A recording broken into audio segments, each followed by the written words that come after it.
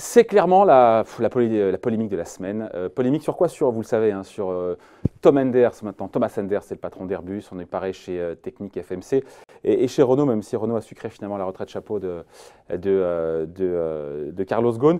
Ces parachutes dorés, ces émoluments, ces retraites chapeau stratosphériques qui posent problème, actions gratuites ou autres. D'ailleurs, le gouvernement veut limiter tout ça. Bonjour Franck. Bonjour. Franck Dedieu, directeur adjoint de la rédaction de Marianne.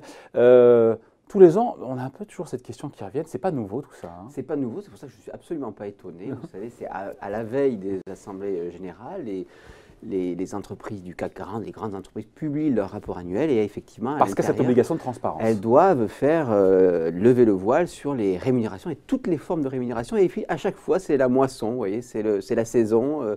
Le cru 2019 s'annonce d'ailleurs pas mal. Je veux vous dire, vous les avez énoncés rapidement. Thierry Pilienko, le patron du groupe pétrolier pas très connu qui s'appelle Technip FMC, il va partir avec une prime de 4 millions et 10 millions d'actions gratuites.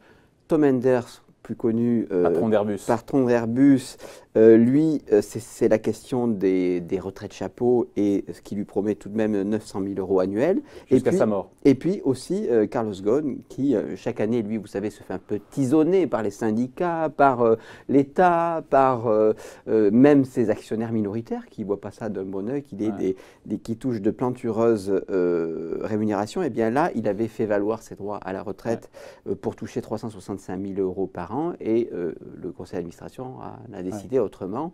En tout cas, vous voyez, chaque année, ça se passe tout le temps un petit peu comme ça. Pardon, Franck, pour le pas de côté, mais ces mecs-là, quelque part, la question c'est est-ce que les boîtes, on sort un peu du sujet, pardon, mais est-ce que ces boîtes auraient fait les mêmes résultats si ces grands patrons n'avaient pas été là? Parce que derrière, si la performance de l'entreprise est absolument démentielle, il y a création de valeur pour tout le monde, c'est vraiment choquant. La question, c'est de savoir si, sans eux, la boîte se serait plus mal portée, aussi bien portée. Alors ça, vous savez, cette question-là, je vais dire depuis les Grecs. Les Grecs, ils appellent ça le kairos, c'est-à-dire ce temps, à la différence du chronos, si le temps réel, le kairos, c'est celui qui appartient à Dieu. Qu'est-ce qui est lié au secteur, à l'appartenance sectorielle, hein? Vous faites régulièrement des interviews de personnes qui disent finalement les secteurs en gros, agissent de la même manière. Donc, en fait, si on est dans un secteur groupe parapétrolier et le pétrole monte, tout le monde un peu à la même enseigne. Donc, on s'aperçoit que dans le kairos, c'est une question de la chance. Quelle est la marge de manœuvre? Comment mesurer ce qui relève vraiment du talent intrinsèque du patron? De sa vision stratégique, managériale. Oui, mais vous savez bien, on a déjà fait des études là-dessus, que ce temps-là, il est absolument fondamental. Il est absolument fondamental dans une prise de décision.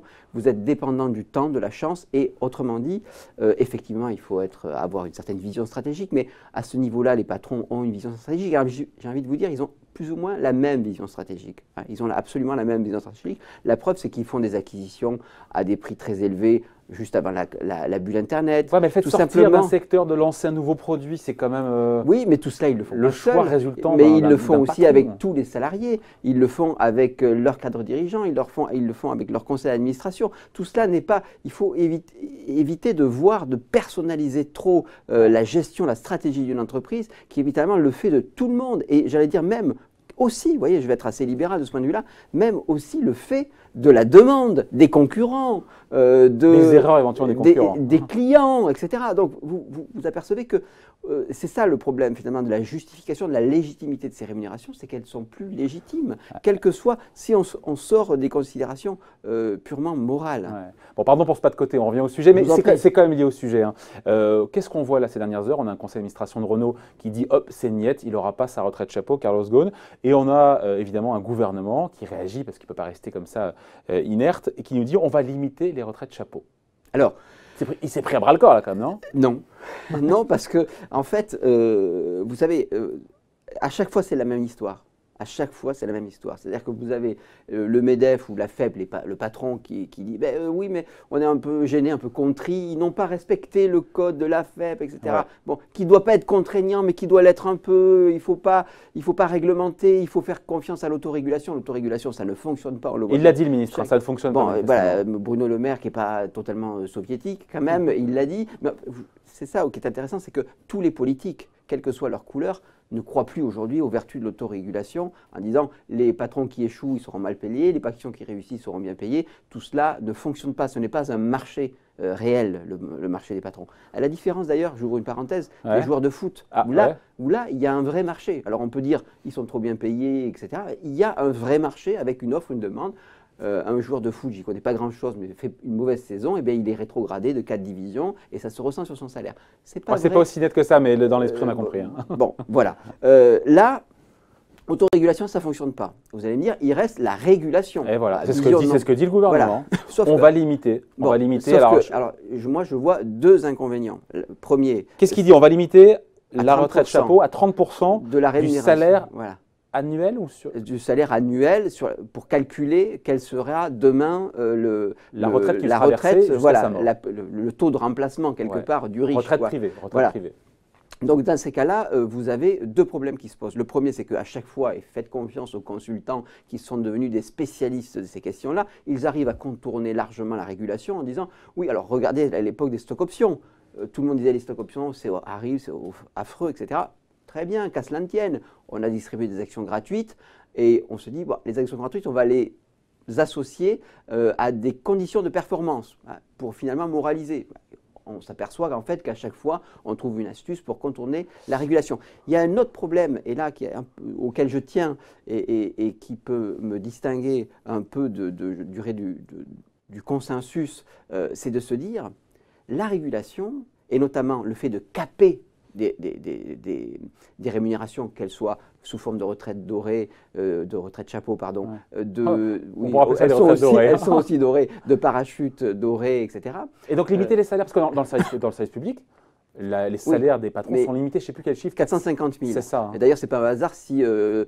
Sénard, qui remplace Carlos Ghosn, dit je vais être à 450 000 de salaire. Donc ça, il montre la voie, il montre l'exemple. Il montre l'exemple, etc. Et puis il souligne aussi le contraste avec son prédécesseur. Ouais. Mais au-delà de ça, je veux dire, si vous, non seulement, comme je l'ai dit, il y a toujours une astuce pour le contourner, la question de la limitation, de caper les rémunérations, mais en plus de ça, si vous voulez, ne croyez pas que ce manque à gagner pour le patron va se transformer, comme par magie, par un peu plus de rémunération pour les salariés. Pas du tout. On ne sait pas trop. Mais a priori, on se dit que ce n'est pas. Ce qui se passe, si, parce que c'est quand même soumis la plupart du temps à des résolutions à l'Assemblée générale, c'est que les actionnaires, ils se disent « super, je vais avoir un peu plus de dividendes ». Autrement dit, ne croyez pas que le fait de caper des salaires, ça va faire le bonheur des salariés. Ça fera le bonheur des actionnaires, ça fera le bonheur des actionnaires via un peu plus un petit geste en dividendes.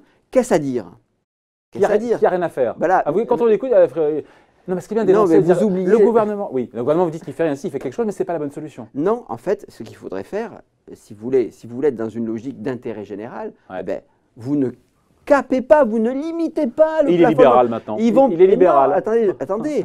Vous ne les capez pas. Vous faites payer l'actionnaire, sauf pour les entreprises publiques. C'est-à-dire ils ont envie de payer très cher, les actionnaires, avec leur argent privé, un patron qu'ils considèrent comme étant formidable, ils le payent. C'est-à-dire ils le payent, donc on ne limite pas les salaires. En revanche, son côté libéral, ça. On taxe. On taxe largement. Et oui, parce que.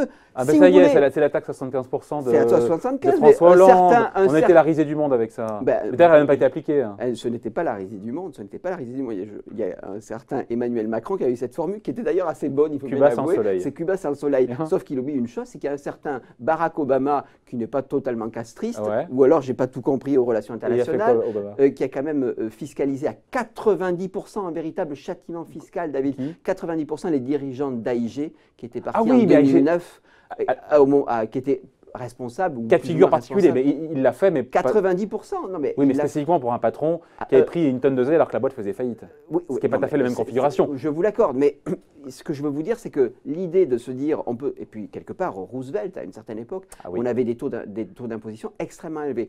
Donc, vous ne capez pas. Mais vous faites alors peut-être pas 90%, parce que pour le coup c'est complètement, c'est une intimidation, ça ne sert à rien. Alors c'est vrai, vous avez raison, il y aurait un problème de conseil, quelque part d'expropriation fiscale, etc. Mais vous les taxez largement, peut-être au-dessus de 75, et là finalement, au lieu de se convertir en dividende, cet argent ce surplus de rémunération Il qu'on va pour la considère plus ou moins comme collectivité. il va pour la collectivité et donc pour la République. C'est ça, finalement, qu'il faut faire. Donc la réponse du gouvernement, c'est pas la bonne. C'est une réponse. On peut connaître c'est une réponse parce qu'aujourd'hui, le plafonnement était de 45%, il n'était même pas contraignant. Il n'était pas contraignant, c'est ça. Maintenant, il devient contraignant à 30%. Attendez, Il y a un pacte dans la bonne direction quand même. Non, non, Pas insuffisant. Mais Insuffisant. mais moi, je ne suis pas sur des considérations morales. On peut avoir des salaires extrêmement importants. Ce qu'il faut, en revanche, c'est que ces salaires bénéficient à la collectivité. C'est tout. Et si à partir du moment où vous dites, vous lâchez les salaires, mais en revanche, derrière, on vous fiscalise, ceux qui vont gagner à la fin, ce ne sont pas les actionnaires via un surplus éventuel de dividendes, mais la collectivité pour financer la solidarité nationale. Pardon de vous dire qu'en ce moment, on en a bien besoin. Évidemment, ça passe mal en pleine crise des Gilets jaunes. Il faut taxer donc les salaires des grands patrons et non pas les limiter. C'était le point de vue signé Franck Devieux, rédacteur en chef, directeur adjoint de la rédaction de Marianne. Merci beaucoup. Merci. Bye.